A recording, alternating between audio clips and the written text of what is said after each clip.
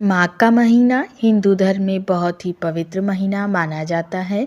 माघ महीने में स्नान, दान, उपवास और तप का विशेष महत्व माना गया है। भक्तों, माघ स्नान प्रयाग, पुष्कर, कुरुक्षेत्र आदि तीर्थों में या घर में ही जहाँ कहीं भी प्रातःकाल ही स्नान करना आवश्यक होता है। माघ मास में सूर्योदय से पूर्व स्नान करने से सभी महापाप दूर हो जाते हैं और प्रजापति यज्ञ का फल प्राप्त होता है। जो स्त्री या पुरुष बालक सदा प्रातःकाल स्नान करता है वह सभी पापों से मुक्त होकर मोक्ष को प्राप्त करता है। गर्म जल से स्नान, बिना ज्ञान के मंत्र का जाप, ब्राह्मण के बिना श्राद्ध और सायंकाल के समय भोजन व्यर्थ होता है। साल 2024 में माघ का महीना 26 जनवरी 2024 दिन शुक्रवार से प्रारंभ हो रहा है और 24 फरवरी 2024 दिन शनिवार को माघ मास का समापन है। माघ मास की पूर्णिमा को चंद्रमा मघा व अश्लेषा नक्षत्र में होता है, इसलिए इस माघ को माघ का मास कहा जाता है। माघ मास की पूर्णिमा माघ नाम के तारों के समूह के आसपास होती है। माघ मास में सूर्य मकर राशि में प्रवेश करता है। पुराणों के अनुसार माघ का महीना पहले माघ का महीना कहलाता था, जो बाद में माघ हो गया। माघ शब्द का संबंध भगवान श्री कृष्ण के स्वरूप माधव से जानते हैं। साल 2024 में माघ स्नान की तिथियों के बारे में। पहला माघ स्नान मकर संक्रांति का रहेगा, यहाँ पड़ेगा 15 जनवरी 2024 को। उसके उपरांत पौष पूर्णिमा 25 जनवरी 2024, उसके उपरांत मौनी अमावस्या 9 फरवरी 2024, उसके उपरांत बसंत पंचमी 14 फरवरी 2024, उसके उपरांत माघी पूर्णिमा 24 फरवरी 2024, उसके बाद महाशिवरात्रि 8 मार्च 2024। ये जानते हैं माघ स्नान के नियम। पौष मास के अंत में और फागुन मास के प्रारंभ होने से 30 दिन स्नान करना चाहिए। ये 30 दिन विशेष पुण्यकारी हैं। माघ के प्रथम दिन ही संकल्प पूर्वक माघ स्नान का नियम ग्रहण करें। तीर्थों में जाकर स्नान कर मस्तक पर मिट्टी लगाकर सूर्य को अर्घ्य देकर पितरों का तर्पण करें। जल से बाहर निकलकर इष्ट देव को प्रणाम कर शंख चक्रधारी पुरुषोत्तम भगवान श्री माधव की पूजा करें।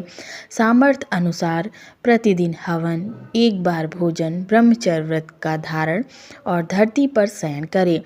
जितना हो सके उतना नियम पालन करें, परंतु स्नान अवश्य करें।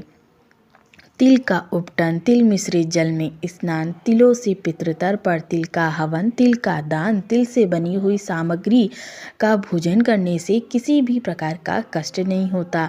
तेल और आंवले का दान करना चाहिए। इस एक माह तक स्नान कर अंत में वस्त्र, आभूषण, भोजन आदि देकर ब्राह्मण का पूजन करें। कंबल, वस्त्र, कपड़े, रजाई, जूता, जो भी ठंड निवारक वस्त्र हैं उनका दान कर माधव प्रियताम यह वाक्य कहना चाहिए। इस प्रकार माघ स्नान करने से सभी पाप नष्ट हो जाते हैं। माघ स्नान से हमारे समस्त पितरों आदि का उद्धार कर सभी आनंदों को प्राप्त कर अंत में विष्णु लोक को प्राप्त होता है। माघ माह में तिल गुड़ का सेवन करना लाभकारी होता है। इस माह में यदि एक समान भोजन किया जाए तो आरोग्यता तथा एकाग्रता की प्राप्ति होती है। माघ माह का स्नान कई जगहों पर सूर्य के दक्षिणायन से उत्तरायण में आते ही यानी मकर संक्रांति के दिन से शुरू हो जाता है, लेकिन अधिकतर स्थानों पर इसकी शुरुआत पौष पूर्णिमा के दिन हो जाती है। पौष पूर्णिमा से लेकर माघ मास की पूर्णिमा तक निरंतर स्नान दान किया जाता है। इस माह में कम से कम 3 दिन अथवा 1 दिन शीतल जल में जरूर स्नान करना चाहिए। इससे महापुण्य की प्राप्ति होती है। स्नान करने की उत्तम बेला तारे छिपने के बाद व सूर्योदय से पहले मानी जाती है। माना जाता है कि सूर्योदय के पश्चात स्नान करने से पुण्य की प्राप्ति नहीं होती है। दान व उपवास का महत्व। पौराणिक ग्रंथों में कहा गया है कि इस दिन जो ब्राह्मणों को तिलदान करते उन्हें नरक के दर्शन नहीं करने पड़ते। जो इस मास में एक समय भोजन करते हैं वे अगले जन्म में धनवान कुल में पैदा होते हैं। इस माह की द्वादशी एकादशी को उपवास करने से राजसूय यज्ञ के समान पुण्य की प्राप्ति होती है। माना जाता है कि माघ स्नान एवं अनुष्ठान से ही प्रतिष्ठानपुरी के नरेश पुरुरवा को अपनी कुरूपता से मुक्ति मिली थी। भृगु ऋषि के सुझाव से व्याघ्र मुख वाले विद्याधर व गौतम ऋषि के श्राप से इंद्र को मुक्ति भी माघ स्नान के ही द्वारा मिली थी। पद्म पुराण के अनुसार माघ स्नान से मनुष्य के शरीर में स्थित उपाताप नष्ट हो जाते हैं। मान्यता है कि माघ में देवता धरती पर आकर मनुष्य रूप धारण करते हैं और प्रयाग में स्नान करने के साथ ही दान और जप करते हैं, इसलिए प्रयाग में स्नान का खास महत्व है। स्नान करने से सारी मनोकामनाएं भी पूरी होती हैं। पद्म पुराण में माघ मास के महत्व का वर्णन करते हुए कहा गया है कि पूजा करने से भी भगवान श्री हरि उतने प्रसन्न नहीं होते जितने कि माघ महीने में स्नान मात्र से। इसलिए सभी पापों से मुक्ति और भगवान वसुदेव की प्रीति प्राप्त करने के लिए प्रत्येक मनुष्य को माघ स्नान करना चाहिए। माघ मास में पूर्णिमा को जो व्यक्ति ब्रह्मवैवर्त पुराण का दान करता है उसे ब्रह्मलोक प्राप्ति होती है। माघ में ब्रह्मवैवर्त की कथा सुननी चाहिए और यदि यह संभव ना हो तो माघ महात्म्य अवश्य सुनना चाहिए। इस माह में तामसिक भोजन नहीं करना चाहिए। यह माह पुण्य कमाने साधना करने का माह होता है। इस माह में झूठ बोलना, कटु वचन, ईर्ष्या, मोह, लोभ, कुसंगत आदि का त्याग करना चाहिए। आइए अब जानते हैं माघ माह के प्रमुख व्रत और त्योहारों के बारे में। माघ माह में 26 जनवरी 2024 को माघ माह का प्रारंभ हो रहा है। इस दिन गणतंत्र दिवस मनाया जाता है। 29 जनवरी 2024 को संकष्टी चतुर्थी अर्थात सकट चौथ का व्रत किया जाएगा। 2 फरवरी 2024 को कालाष्टमी व्रत किया जाएगा।